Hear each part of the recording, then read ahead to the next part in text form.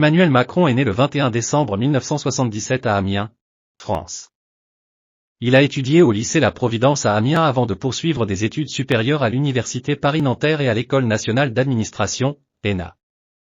Avant d'entrer en politique, Macron a travaillé dans le secteur financier, notamment chez Rothschild & Company, où il a occupé le poste de banquier d'affaires.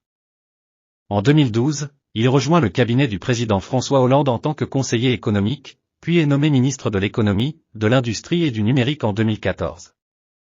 En 2016, il fonde son propre mouvement politique, En Marche, qu'il dirige dans le but de réformer le paysage politique français.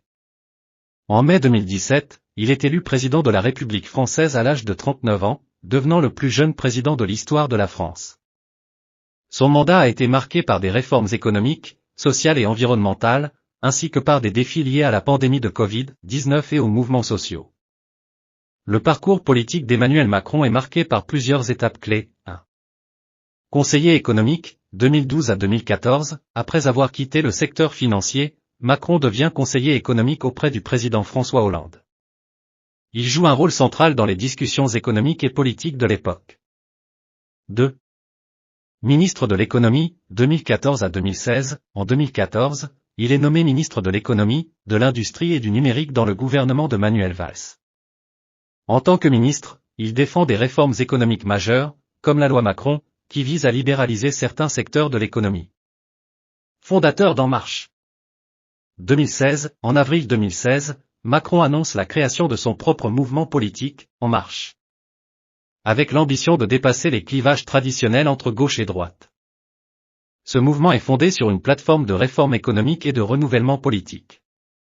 Président de la République, 2017 présent, Emmanuel Macron est élu président de la République en mai 2017. Son mandat est marqué par des réformes importantes telles que la réforme du Code du travail, la réforme des retraites, partiellement adoptée, ainsi que des initiatives sur la transition énergétique et l'Europe. Il fait face à divers défis, dont les manifestations des Gilets jaunes, la pandémie de Covid-19 et les tensions géopolitiques.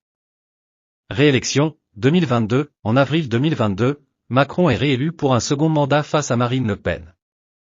Sa réélection confirme la popularité de son approche centriste et ses projets de réforme pour le pays. Son parcours est caractérisé par une volonté de réformer et de moderniser la France, tout en naviguant entre des défis économiques, sociaux et politiques importants.